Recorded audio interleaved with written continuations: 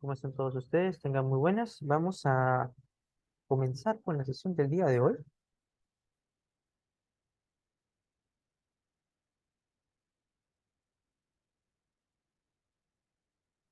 Tenemos que revisar lo que viene a ser el componente de las glomerulosclerosis focales y segmentales, ¿no?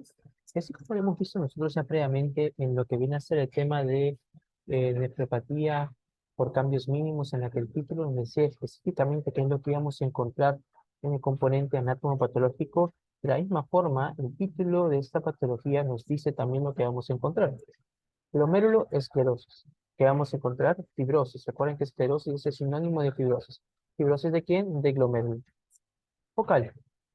Focal hace referencia a una porción del parénquima renal. Entonces vamos a encontrar focos de cicatriz a nivel de los glomérulos en ciertas partes, ¿no? Podemos decirlo hasta por parches a nivel del parénquima renal.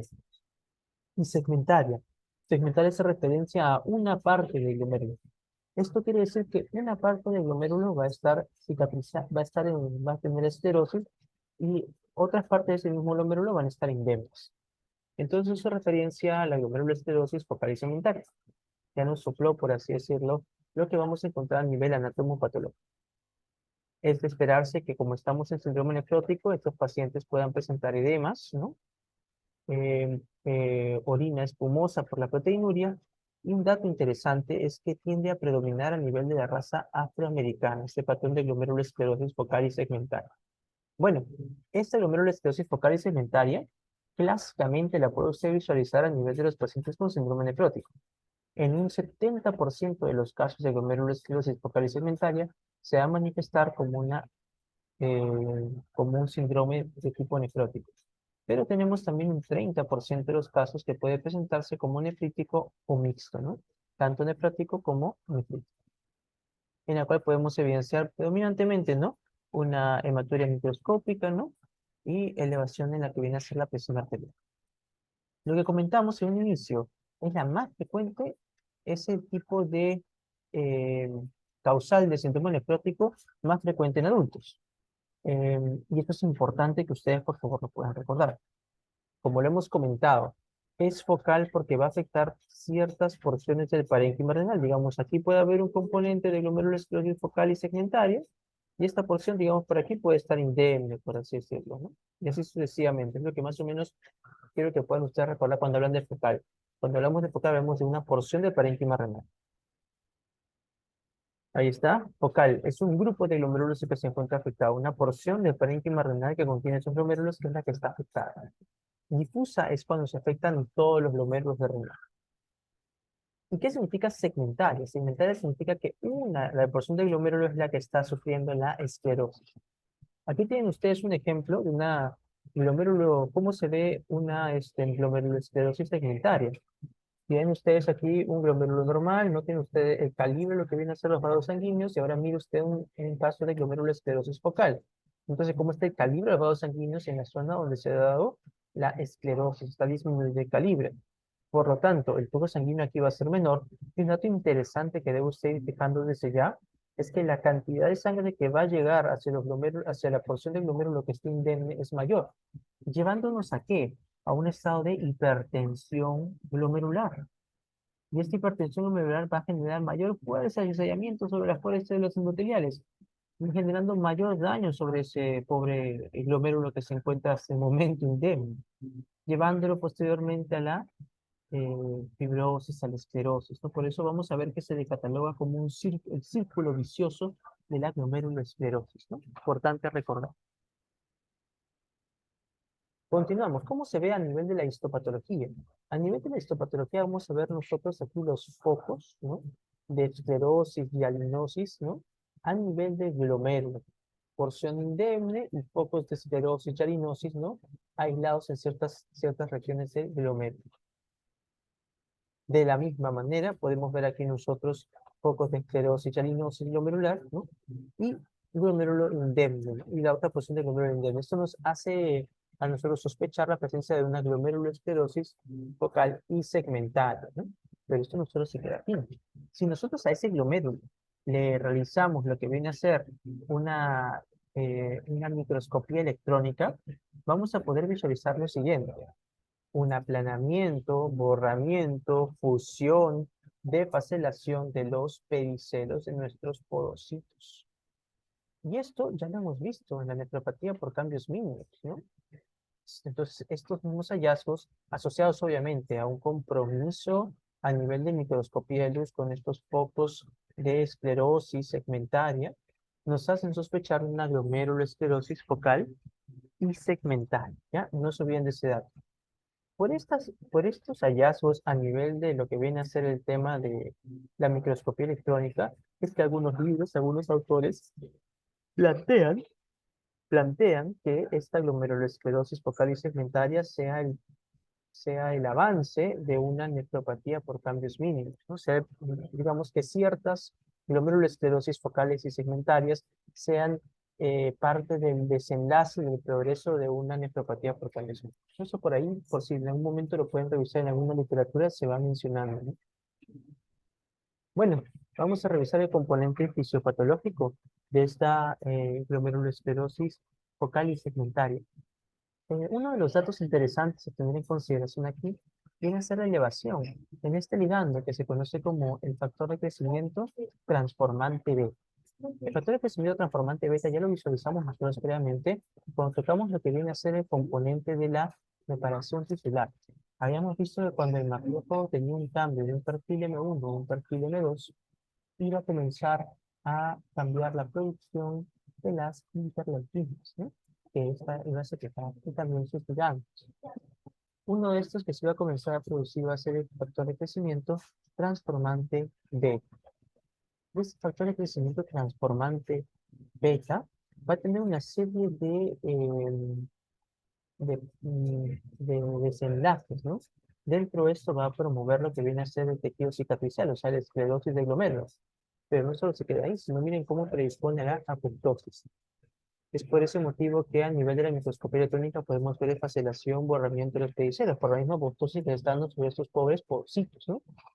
Va a haber también proliferación del mesanquio, eh, que vamos a hablar nosotros también un engrosamiento del mesanquio a raíz de las células mesanquiales, ¿no? Y vamos también a evidenciar una hipertrofia tanto de las células mesanquiales como de lo que vienen a ser también los mismos porocitos, ¿no? Y aquí tienen lo que les había comentado respecto al círculo vicioso de la glomerulosclerosis focal y segmentaria. Entonces tenemos nosotros aquí el desarrollo de la glomerulosclerosis focal y segmentaria, que va a terminar representando una disminución en el área de superficie para lo que viene a ser el filtrado glomerular. Entonces disminuye el área de superficie que permite el filtrado glomerular. Esto de aquí va a terminar llevando a que las porciones indemnes de los glomérulos reciban un mayor volumen, ¿no?, de sangre, llevándolos a una hipertensión intraglomerular. A su vez, va a disminuir la tasa de filtrado glomerular y la disminución de tasa de filtrado glomerular termina elevando lo que viene a ser la volemia, el volumen circulante efectivo, y por lo tanto la presión arterial. Este daño que se da a nivel de glomérulo, pues termina llevando a un estado de hipertrofia glomerular, ¿no? Por la misma presión que se le esté ejerciendo. Ahora, esta mayor presión va a terminar, puede llevar isquemia, desarrollo de producción de ciertas interleuquinas proinflamatorias, lo cual termina desencadenando una hiperplasia mesangial, daño a nivel del endotelio y a nivel de los porocitos, ¿no? Y también por la misma activación que recibe por la misma activación endotelial, porque se está dañando, el posible desarrollo de coágulos a nivel de la luz del glomérulo, ¿no? A la luz del capilar glomerular. El compromiso de lo que viene a ser el epitelio y el endotelio me lleva a proteinuria, porque estoy afectando la barrera de filtrado glomerular. Y lo que viene a ser la injuria endotelial y epitelial, más la hiperplasia mesangial, más lo que viene a ser el depósito de componentes a nivel de la membrana basal y los focos de zonas glomerulares que pueden formar coágulos, terminan aumentando aún más lo que es la esclerosis y se termina generando este círculo vicioso que les había comentado previamente. Aquí para que puedan ustedes visualizar cómo el factor de crecimiento transformante beta termina desencadenando no solo en lo que viene a ser el riñón, sino también en el corazón y en el hígado, la fibrosis de dichos tejidos, ¿no? Por ejemplo, después de un infarto responsable de mediar en la reparación por tejido cicatricial, pasa el factor de crecimiento transformante beta que liberan los macrófagos. Después de una inflamación por una hepatitis C, una hepatitis B, o en los pacientes que tienen las hepatopatías alcohólicas, ¿no? O el hígado graso, ¿no? La formación de tejido cicatricial hepático va a estar mediado, pues, no orquestado por este factor de crecimiento transformante beta, ¿no? Para la cirrosis. De la misma forma para la esclerosis glomerular, ¿no? Y para la esclerosis renal, ¿no? Que vendría luego a desencadenar cuando se cae la función de riñón, producto de estos datos, una enfermedad renal crónica, ¿no? Una enfermedad renal crónica. Causas. Vamos a conocer ahora causas de glomerulosclerosis focal y segmental. Una importante que tienen que recordar ustedes es la heroína. La heroína, como saben ustedes, es una droga ilícita que va a terminar estimulando los receptores opioides de tipo Mu. Termina, por ende, este, bloqueando la liberación de neurotransmisores GABAérgicos cuando no está presente esta heroína, ¿no? Los receptores GABAérgicos que se liberan, disculpen, lapsus mío. Entonces, cuando no hay heroína, esta neurona inhibitoria está liberando neurotransmisor de tipo GABA, que va a actuar sobre sus respectivos receptores, sea GABA A, ¿no? Que está acoplado a un canal de potasio, disculpen, un canal de cloro, o GABA B, que sea un receptor metabotrópico que termina perturando canales de potasio. Al fin y al cabo, eso termina generando hiperpolarización. Terminan evitando el exceso de secreción de vesículas que contienen dopamina. Pero cuando damos nosotros un opioide sintético como la heroína, se va a bloquear esta liberación de los neurotransmisores de tipo GABA. Eso termina generando una desinhibición de la liberación de dopamina. Termina generando entonces un hiperestímulo de las vías dopaminérgicas, ¿no? Y recordemos que las vías dopaminérgicas son las principales responsables en generar pues, esta sensación de gratificación, de placer, ¿no? Que los cuales son implicados mucho en lo que viene a ser el componente de las adicciones, ¿no? Bueno, más allá de este mecanismo que lleva a cabo la heroína, también nos puede predisponer a una glomerulosclerosis focal y segmental.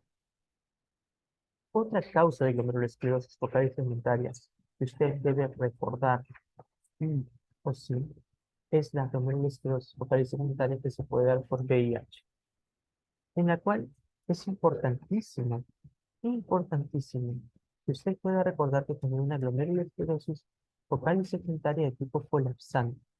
¿Por qué colapsante? Porque van a terminar colapsando los capilares. Los capilares del glomérulo, por la hipertrofia e hiperplasia celular, terminan colapsando. Y ese viene a ser un patrón de la glomerulosclerosis, ¿no? Es un tipo colapsante, ¿no? Asociado a VIH. No se olviden de eso, por favor, ¿no? Aquí tenemos nosotros un glomérulo, ¿no? de tipo que está generando una glomerulosclerosis focal y segmental de tipo colapsante. Podemos ver cómo los capilares se encuentran colapsados por la elevada celularidad que hay en nuestra región. De la misma forma aquí, pueden ver ustedes cómo han colapsado lo que viene a ser un cerus capilar por el componente hiperplásico hipertrófico, ¿no? Que se está dando en esta región, que se encuentra esclerosada. Bueno, tenemos que ver ahora otra causa interesante que se conoce como la nefropatía por IgA. La nefropatía, los pacientes que tienen nefropatía por IgA pueden desarrollar glomerulosclerosis focal y segmentaria. Pero aquí es importante tener algo en consideración. Que la crisis de la nefropatía por IgA, en la cual el paciente va a tener hematuria franca, no es un cuadro de síndrome nefrótico, sino es un cuadro de síndrome nefrítico. Entonces, ¿por qué dice el profesor que es una glomerulosclerosis focal y segmentaria? Porque después de la crisis, cuando se media el proceso de reparación, se puede terminar desarrollando esclerosis segmentaria en los glomérulos que se han encontrado afectados. Entonces, más bien la nefropatía por IgA no durante la crisis, sino después de la crisis, estos pacientes pueden terminar desarrollando una glomerulosclerosis focal y segmental. No se olviden de ese dato. Entonces, revisemos cómo es que se da pues, una nefropatía por IgA. Para esto, el paciente debe de tener una predisposición genética. Esto quiere decir la presencia de una alteración genética que termine desarrollando inmunoglobulinas A que se encuentren anormalmente glicosiladas. Estas inmunoglobulinas A, recuerden ustedes que se liberan principalmente como mecanismo de defensa a nivel de las superficies mucosas, sea vía respiratoria alta, vía respiratoria baja, tracto gastrointestinal, ¿vale? Ejemplo. Entonces, para que se pueda dar el pico o la crisis de nefropatía por IgA, necesitamos nosotros que se dé un pico de producción de IgA que se encuentre anormalmente glicosilada. ¿Y qué es lo que va a desencadenar este pico? Puede ser una infección de la vía respiratoria, alta o baja. Puede ser una infección de lo que viene a ser el tracto gastrointestinal, que por necesidad, ¿no? Para poder combatir dichas infecciones, aumenta la producción de IgA. Entonces, aumenta la producción de IgA. Para eso, este paciente ya está sensibilizado hacia esa IgA. Y entonces va a comenzar a actuar sobre esta IgA que se ha producido con una glicosilación normal, un anticuerpo, ¿no? Un anticuerpo antiglicano, que es un autoanticuerpo, que se va a terminar uniendo a esta A. Se une en lo que viene a ser la sangre y de ahí se comienza a depositar a nivel de los tejidos.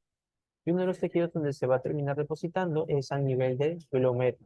Y se va a terminar pues depositando a nivel glomerular. Vamos a ver que va a comenzar a depositarse también a predominio del componente mesangial.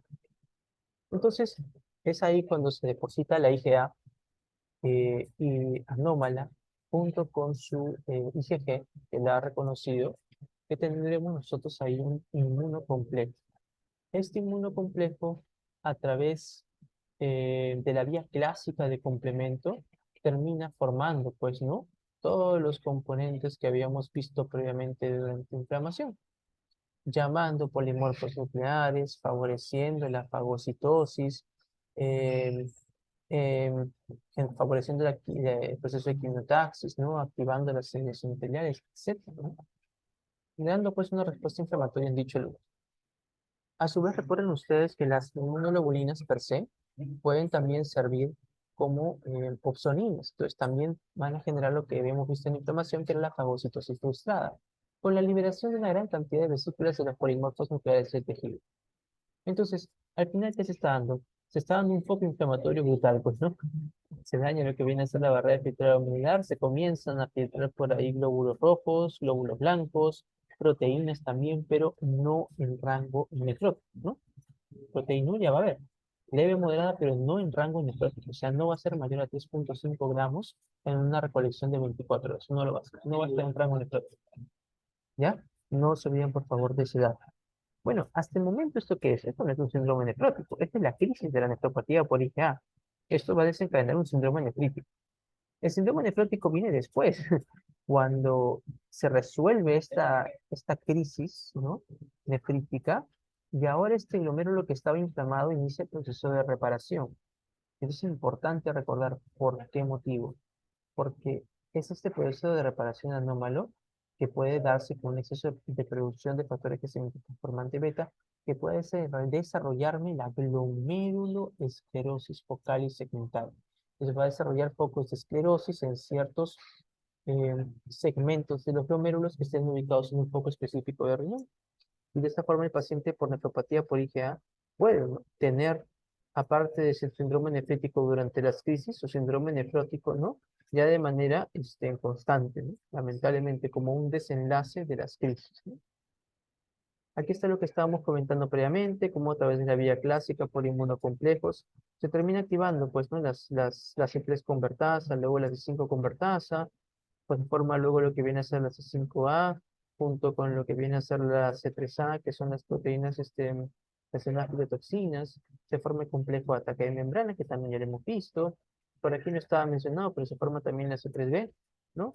Que aparte de formar la C5 convertasa, también te sirve como una opsonina, ¿no?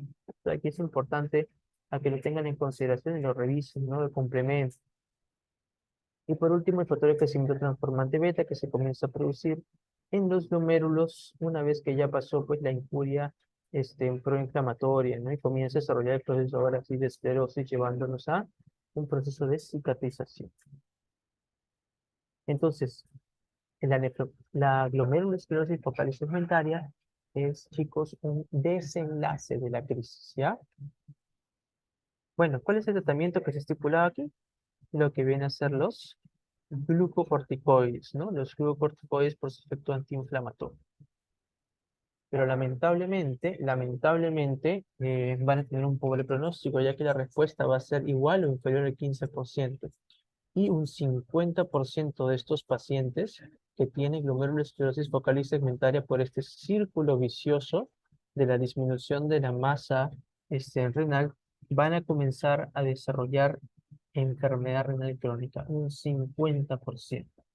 Entonces, una patología importante que deben ustedes de recordar. Bueno, antes de pasar la nefropatía venosa, vamos a hacer un pequeño descansito. ¿Listo?